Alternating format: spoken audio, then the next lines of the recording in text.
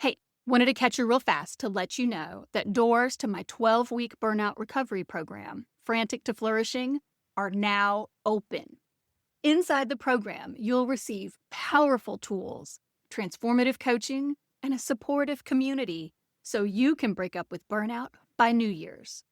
Doors close October 13th, so sign up now to receive over 50% off the program cost. That's a benefit of joining the founding cohort. You can get an extra discount if you'd like to pay in full.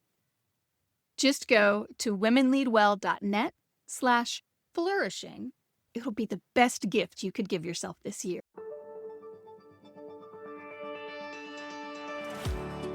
Welcome to Joyfully Unstoppable, the podcast for women who are ready to lead boldly, live lightly, and reclaim their joy.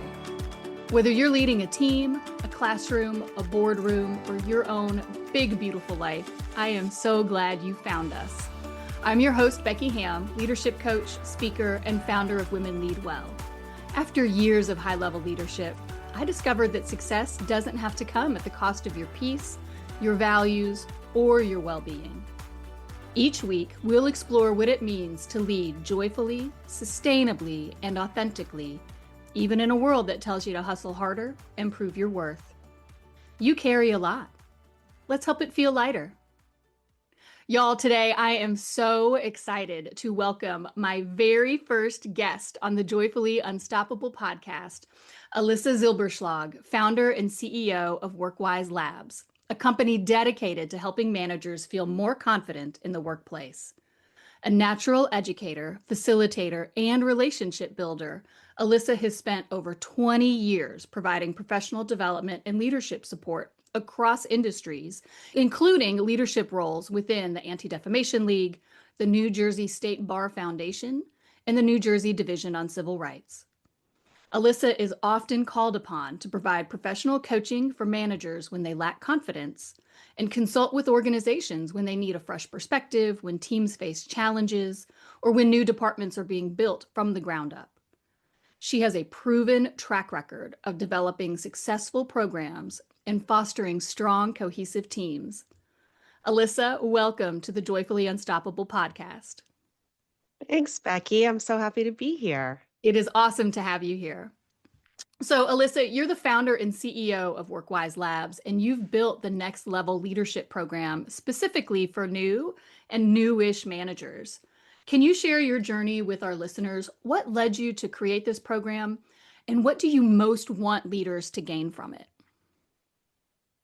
Well, I created the program as part of WorkWise Labs because there's not a lot out there that really focuses on new and new-ish leaders. There are a lot of leadership programs, but when we think about those moments of getting that first job where you're in a managerial role, and I don't know if you've had that experience, but what happens a lot is imposter syndrome and fear and worry. And it's like people don't understand what it really means to be a leader. So my first leadership role was in 2005. And as I was thinking back to it for this, in preparation for this podcast, I was just thinking about all of the things that have happened to me over the years. And I've learned so many lessons. And each lesson that I learned was because I made a mistake or because I had some huge struggle or because I was super disappointed about something. And in and of itself, that is a lesson, right? That is like the first lesson that any new or new-ish leader or person really should know is that mistakes, struggles, disappointments, they are there to teach us. And those are the moments when everything's going great and everyone's like happy, these moments are wonderful, but that's not where you're learning. That's not where you're growing. That's where you're kind of just gliding along and enjoying the fruits of your labor. So I really just think that those moments of disappointment and mistakes and struggles, that's where you really learn. And so that's why I created the Next Level Leadership program, because this is a program where you get to kind of delve into all of those things. Yeah, and Alyssa, I think this is so important. I was thinking back on my first probably formal leadership role was as chair of the faculty council at my university. And then the formal leadership role where I was a actual supervisor, where I managed people, was when I became dean at the college. And no training to chair the faculty council, even though I was herding the cats and leading an agenda, setting a vision, leading an agenda, all the things that you do as a leader with peers, which is a particularly challenging part of leadership because there is no formal authority structure. I just had a chair and I had a particular position I was elected to, but I had no actual uh, influence over the members. They were going to do what they were going to do. And so I learned a ton through failure, absolutely. And some anxiety on my part because you go to that role wanting to do a good job and wanting to help fellow faculty and the university as a whole. And then when I transitioned to become dean, I had my mandatory supervisor training. And so how do you do time cards and what is the process if somebody isn't performing? How do you document that from an HR perspective so the HR side of the house can take formal disciplinary actions against people who aren't meeting standard? But that's not real. That's a tiny little sliver of what actual leadership is. That Yeah. isn't. How do you have, in my instance, highly experienced professionals? How do you hold them accountable in a way that's not condescending, that is collaborative, that builds the team and then moves the team forward? And again, from my specific experience, how then do you institute some fundamental change within that organization, within my part of the organization? Because we had to change because we had grown kind of calcified. Yeah. And so leadership is far more complex than the mandatory training that new leaders might get when they come into a role, if they get any training at all. Right. Well, that's the thing. And you mentioned two things that I want to touch on, Becky. The first is this anxiety that you felt. Um, you know, my daughter struggles from anxiety. She's 18 and she is a go-getter. I mean, this girl, she will do so much. I'm so excited to see what she's going to do and be in the world. And she's had this anxiety her whole life. And I always wanted to try to like fix it. And one of the things that I realized as a mom and then comes into my professional life is that anxiety, within reason, anxiety can really be your friend. It pushes you to do things. It has pushed my daughter. I've watched it. She always gets her schoolwork done like well in advance, and that's the anxiety. And even though it's not healthy for you, it's not good, right? But there are some benefits to having a little bit of anxiety because it keeps you on track, it pushes you forward, and you can use it to your advantage. So, of course, anxiety within reason and moderation, everything in moderation, including moderation. And so anxiety, that's the first thing I wanted to say. And then the second thing, when you were talking about being a leader and having to deal with people. I mean, that's the hard part of leadership, right? You can Google like strategy, how to have a strategic planning session. You can ask ChatGPT for a whole list of everything, like on paper, what you need to do. That's all out there. But what leadership really comes down to is people and dealing with the different personalities and you know I'm going to say something that's a little bit controversial, but that's okay because I really do believe it. It's like when you're and I want all new leaders to know this.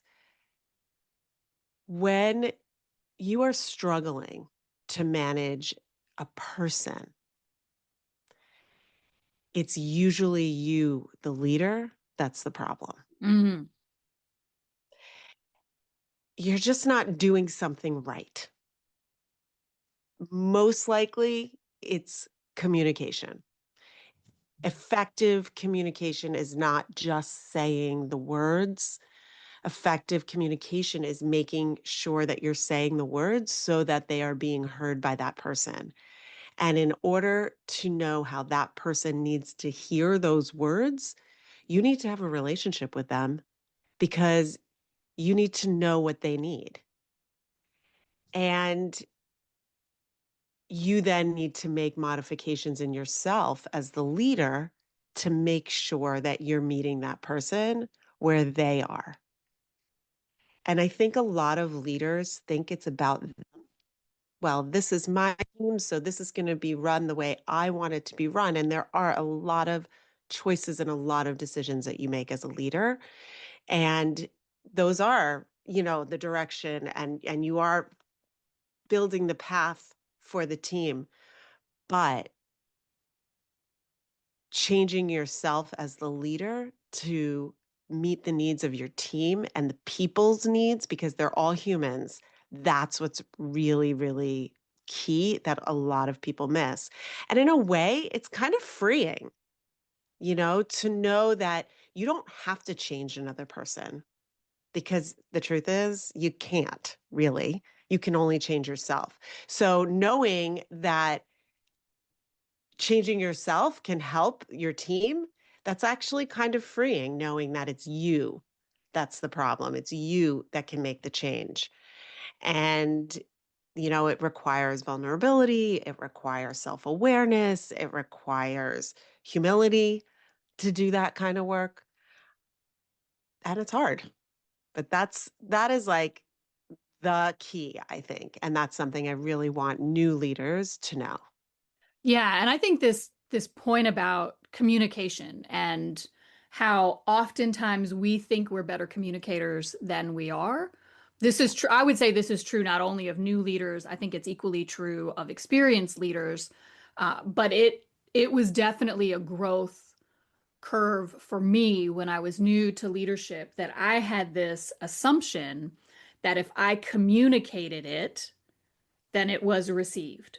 And I didn't Right. have to continuously communicate the priorities or the timelines or the why. Why are we doing what we're doing? Um, and so I got pretty frustrated the first year or two. I was in informal and formal leadership role because it just took me a while to figure out nobody is trying to blow me off. That's not who my team is amazing.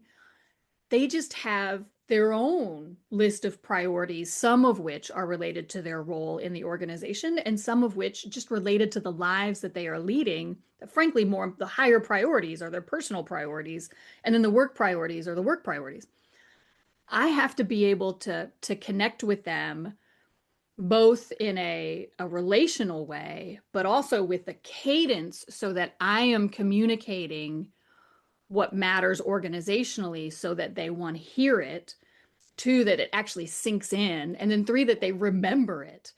Because I thought if I just said it, they would remember. And no, they do, of course not. I didn't, right? And then I would think back to the number of times my boss would tell me something. I'd be like, oh, yeah, oops, they said that. And then I would have to catch up to where they are. Right. So this point of communication, I think, is so important.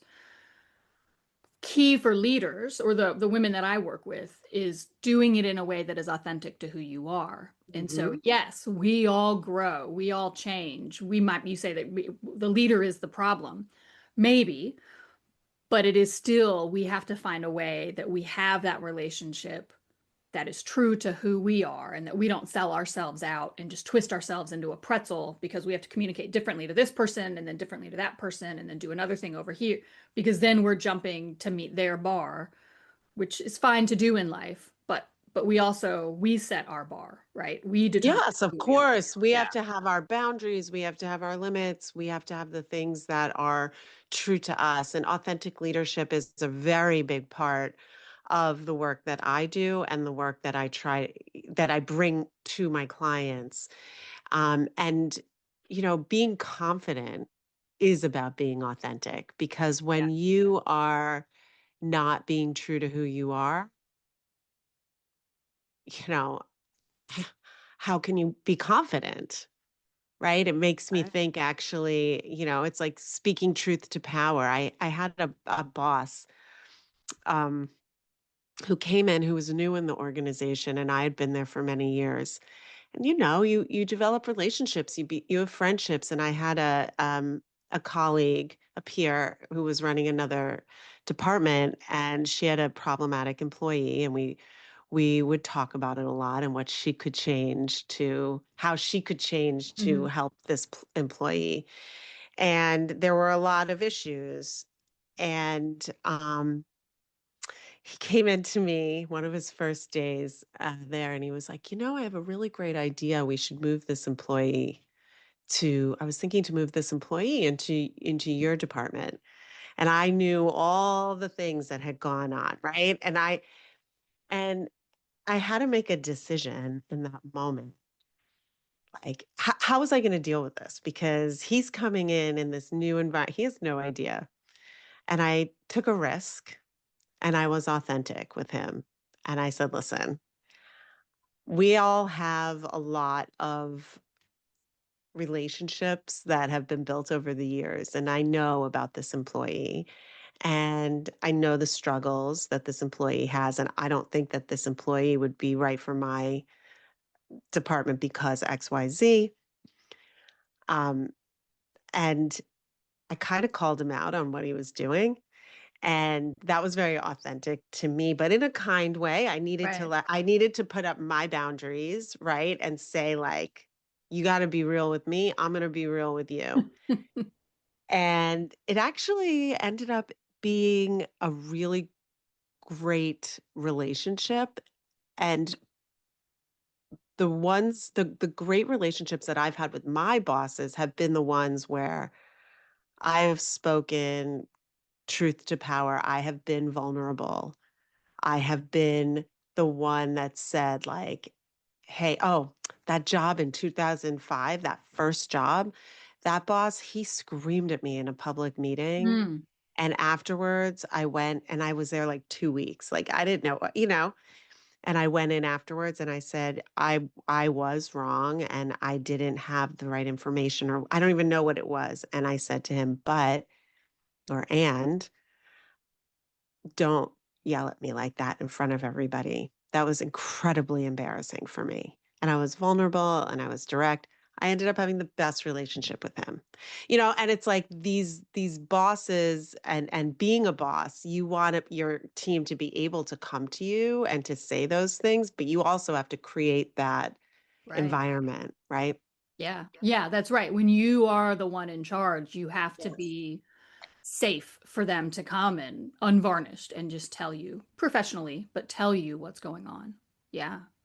Yeah, and one of the things that I tell clients of mine when they're receiving feedback is to not respond right away, to just say, thank you for telling me. I want to process, and I want to think about it, and I'll get back to you. Yeah, that's great. Thank you. But thank you for telling me.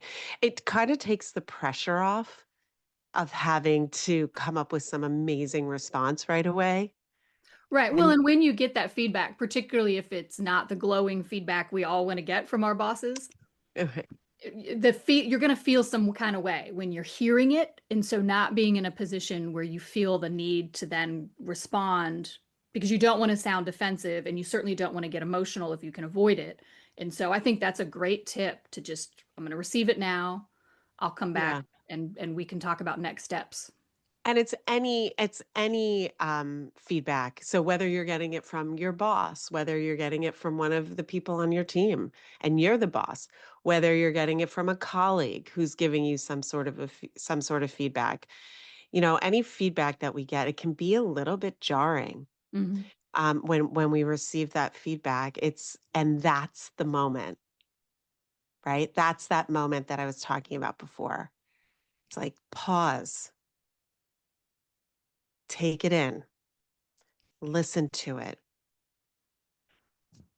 And what are you going to do with it? What are you going to do with that information? That's right. Yeah, because there's always an opportunity there. Even if it doesn't come, even if it's a poorly framed feedback, which can happen. People give you feedback and the message is good, but the way the message was delivered hit you sideways, right? So Yes. giving yourself space to get down to the kernel of the opportunity for growth. Yeah. And even if you disagree with it, I have one of my most popular, I also do team building workshops, and one of my most popular team building workshop is on self-awareness. And the way that we think about self awareness. Tasha Eurich, who is a researcher on self awareness, she's also an author. She wrote a book called Insight. And she defines self awareness as the ability to see ourselves clearly, to understand who we are, how others see us, and how we fit into the world. And a lot of people think about self awareness only about what I think and what I know about myself and being clear on my thoughts. But self-awareness is very much about understanding how the world sees you. So I've kind of likened this idea of self-awareness, both internal self-awareness and external self-awareness, as Tasha Eurich calls it, to the mirror and the portrait. So the mirror is looking in that mirror, it's seeing your values, your passions, your aspirations, how you fit into the world. And that is the idea of self awareness that's out there. And sometimes you look in that mirror and you see yourself so clearly. Sometimes it's a funhouse mirror and you don't really see yourself, you're not seeing yourself so clearly. And then the portrait represents this external or public self awareness. And this is about seeing how others see us and our impact on the world. And it's about how our actions and our beliefs and our values impact other people. And you can see the portrait through feedback. That's one of the ways that you see the portrait that other people have painted of you. And sometimes that portrait is beautiful and you love what you see on the canvas. And sometimes it's really ugly. And you may not agree with the portrait that's been painted, but the fact that that portrait is out there can inform you on your impact on the world and on others. And it's really important to see that portrait. So even if the feedback that you're receiving, you don't agree with it, somebody out there is thinking that. Hmm. So you put that out. So what are you going to do to change that portrait for future people? Yeah. Well, and what's interesting about that metaphor is absolutely we put that out, and then people perceive us through the lens of their own stories, their own history. And so Right. in that portrait is you and what you are sharing with the world and how you show up in your energy and your words and how you make people feel and all of that. And also the individuals who you are in relationship with or who interact with you, what they are bringing to the conversation too, right? And Yeah. so it gives you that really full perspective because maybe I've had a toxic boss. And so when I'm interacting with you and you say one thing that reminds me of something my toxic boss had said to me, and then I'm no longer looking at you, Elissa. I'm looking at Right. you through the lens of toxicity and assuming that's going to be there. And so Correct. that becomes part of your portrait, not Right. because of what have you sent out, but because of what I brought to the table. And so it gives us so much more of a fulsome perspective because once you know that I've had that toxic experience because you've been safe and I've shared that with you, then you have that and you know better how to communicate with me Right. to put that story in the background. Yeah, I love that. That's a beautiful way of thinking about it. Yeah. And so, Elissa, you have talked about the work you do with new leaders. You've talked about the team building work that you've done with groups. What are some of the other ways you help your clients at WorkWise Labs? I also have one on one coaching available. And coaching is just, I mean, I tell everybody It's like anybody who has been successful, and we all have different ideas of success, but when you start to look at people who have been successful, they have had coaches.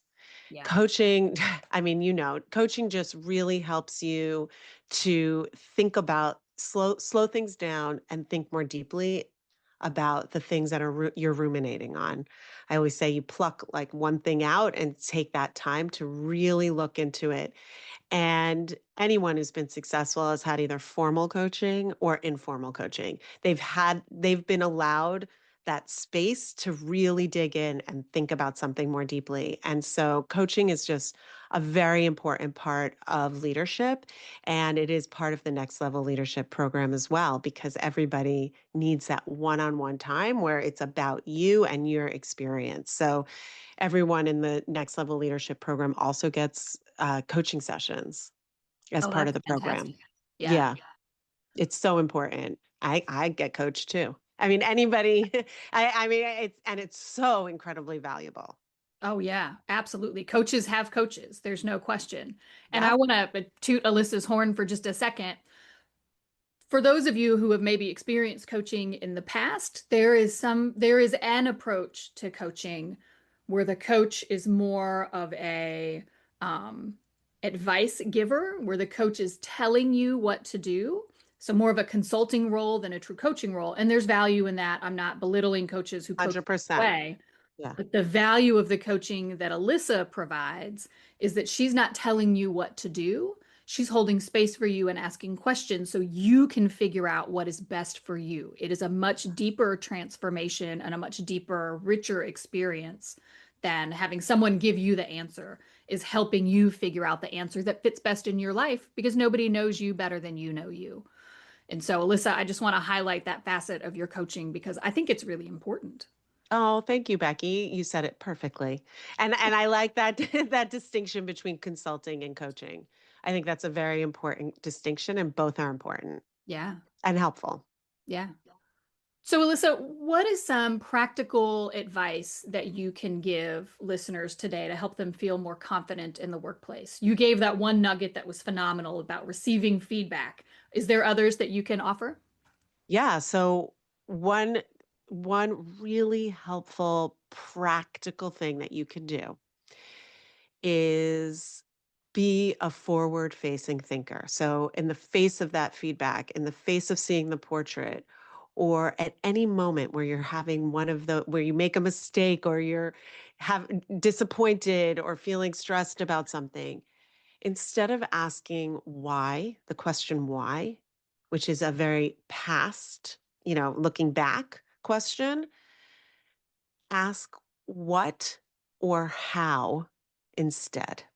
Hmm. So, for example, if I'm like frustrated with my boss and my boss always talks down to me and I say like, why is my boss always talking down to me? Right? That's thinking about the past. You can flip that to be much more self-aware and to be much more future focused thinking and say something like, what can I do to get my boss to respect me? How can I go into the next meeting and present myself in a clearer way? And you can kind of see the difference between those questions, right? Why is Mm. my boss always talking down to me? What can I do to change this situation?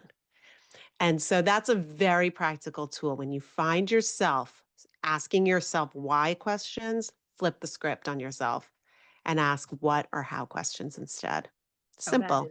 that is great. Yes, incredible, incredibly valuable. Thank you. Yeah, thanks. It really helps me. I'm filing that away for myself. Yeah. Yeah. So, Alyssa, I am a big fan of lifelong learning, having spent my entire adult life in the learning field. What is a book or a podcast that you would recommend to listeners? What are you loving right now that you want to share?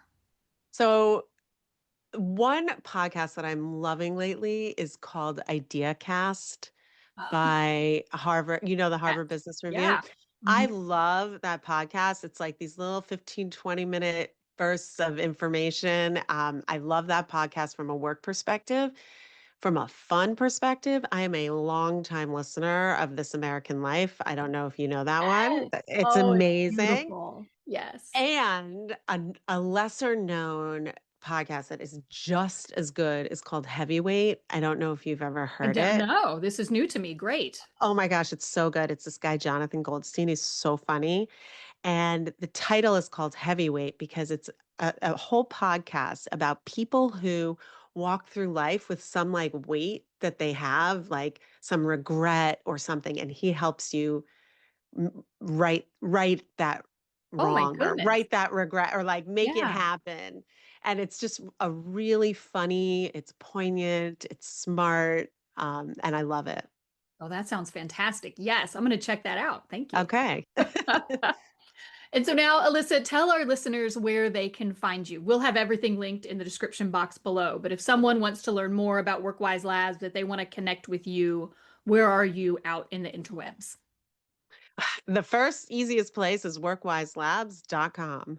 And that has all of my team building, my next level leadership, and the coaching information on the website and a contact form. So you can always go there. But I'm also, of course, I'm on Instagram, I'm on LinkedIn, I'm on Facebook. So you can always find me there too, either at Elissa Zylbershlag or WorkWise Labs. Awesome. Well, Elissa, thank you so much for coming on Joyfully Unstoppable. I think we could have talked for another 30 minutes. I just try to Easily. keep these episodes short. But what that tells me is we've got to have you back on. So All thank right. you so much. Your insights today, I know, have inspired and prepared listeners to lead with greater confidence and clarity. Thank Now, you for having me, Becky. thank you so much. Now, if this episode spoke to you, I would love for you to share it with a friend who's running on empty. We need more women leading from alignment, not adrenaline. Don't forget to like and subscribe. Next week, I'll be sharing my best tips to regulate your nervous system when you're stressed out, the anxiety that we were talking about earlier today. Yep. This is a leadership podcast, but as we move into the holidays and all of the delightful sugar-fueled days to come, you're not going to want to miss it. You can also grab one of our free resources like the Mental Load Reset or the Values Clarification Exercise at womenleadwell.net and linked in the show notes below. Remember, joyful, sustainable, and authentic leadership is possible, and you deserve to enjoy every minute of it. Until next time, I'm Becky Ham, and this is Joyfully Unstoppable.